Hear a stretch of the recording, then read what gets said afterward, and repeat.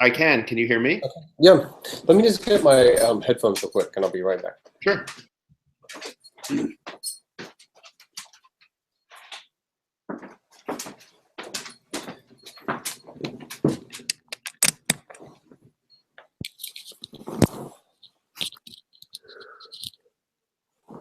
So congrats on the book. Thank you. Yeah, On the bestseller list, third week. I know. I've seen a lot of books, about, well, obviously dieting books, but also just so many more books about in the sort of general range of topics that your books covers, and this one just like shot out of the pack and it's doing really well. So congrats on that. Thank you. But so what do you attribute that to? That you've spent, is it that you spent a number of years doing investigative work? Is it that the clarity of the writing? I think it's more the broadness and the sort of rubber meets the road applicability. I read Omnivore's Dilemma when it came out, Michael Pollan's book, I don't know, 12 years ago. And I thought afterwards, like, God, I don't want to eat industrial beef. I want to go buy grass-fed natural beef. But then I actually went to buy it, and that was a lot more difficult than it seemed like it should. And I realized nothing in the book was about what to do. It was more about what not to do. And there's been these, like Tom Mueller's Extra Virginity is an excellent book about olive oil, but it's only about olive oil. So, an Omnivore's Dilemma is only about meat. So I thought to sort of, and as I did research, I saw a lot of these studies in seafood and cheese and other areas being done, but no one had really sort of pulled it all together. So I think it's the fact that it covers the whole grocery store and restaurant menu, and it actually is actionable, which was important to me, because I think a lot of these books, Food Inc., whatever, they're scary, but they don't help you. They mainly help you not do things. Right. And so is there one food, because you do cover so many, is there one in particular that consumers are fooled by the most in terms of the fakery, I guess? Well, I think it depends on whether, like the breath. I mean, Kobe beef is almost always fake. So in terms of just the pervasiveness, but that's very niche. In terms of a sector, probably seafood is the worst. And I keep saying this in interviews. It's not that people in the seafood industry are evil or there's something inherently worse about seafood than beef. It's just more that there's so many different products and it's so confusing to consumers. Like when you go to buy chicken, you might want organic chicken or you might want naturally fed chicken, but you don't shop by breed. Whereas seafood, you're talking about thousands of different creatures, most of which we don't know what they look like. Yeah. But going back to Kobe beef, it fascinated me because I, had heard for years, and I try to be a, conscientious eater, I guess, that Kobe beef was massaged and all this business. Why do you think people fall for that so easily? Is it that the beef industry, put that message out there, or why are we fooled so easily by that? I think it's that it's very rare. I mean, like I say in the book, there's only 3,000 head of Kobe beef raised a year for the entire world, which is like nothing. The amount that reaches the United States is enough to meet the average beef consumption needs of 70 Americans.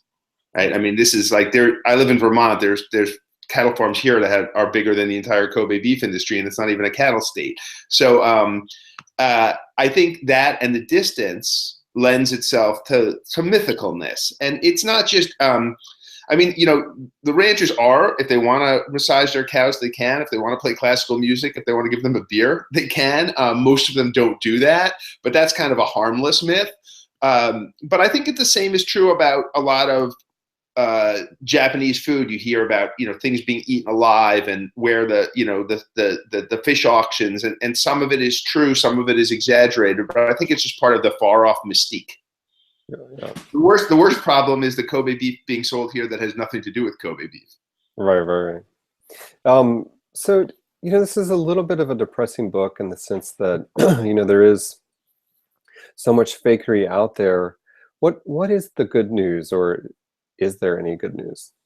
I mean, there definitely is. As when I was writing the book, I became at times very frustrated, whether it was with the FDA or food producers or marketers, and I debated change. I mean, the working title was always a working title, so I was flip flopping between real food, and fake food, real food. It doesn't seem like it's that big a distinction, but it became to me because ultimately these real foods are delicious. When I go to places to see them made, they're typically more sustainable. And, I'm not a big, sort of hippie environmentalist. I don't talk a lot about carbon footprint, that kind of thing. But at the end of the day, it would be nice if our food, in addition to being better for you, was also better for the planet. And I think in most of these cases, these real foods are. So they're worth seeking out. They're worth eating.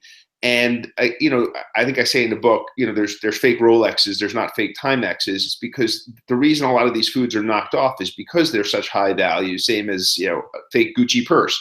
So yes, there's definitely a positive. I wanted it. I mean, it's sort of a glass half full, half empty scenario, but I wanted it to be where your takeaway was hopefully, I want to eat Parmesan cheese. I want to seek out good olive oil. I want to eat this fresh shrimp from the Gulf of Mississippi. And Larry has taken me there and shown me why. And I have heard a lot of people, especially when I talk to anybody who's either Italian American or just into Italian food, which is a lot of people, they keep telling me, I read your book, I'm dying for Parmesan cheese. I wanted it to be mouth watering. In a lot of the newspaper articles and short interviews, it's obviously easier to go with the sort of negative sensationalism. And there is a lot of, I shouldn't even say sensationalism because it's true, but I still embrace the positive. And at the last two book signings I did an olive oil tasting and a cheese tasting to sort of open people's eyes. And I see their eyes go wide when they taste these real foods. So yeah, that's the positive. Right.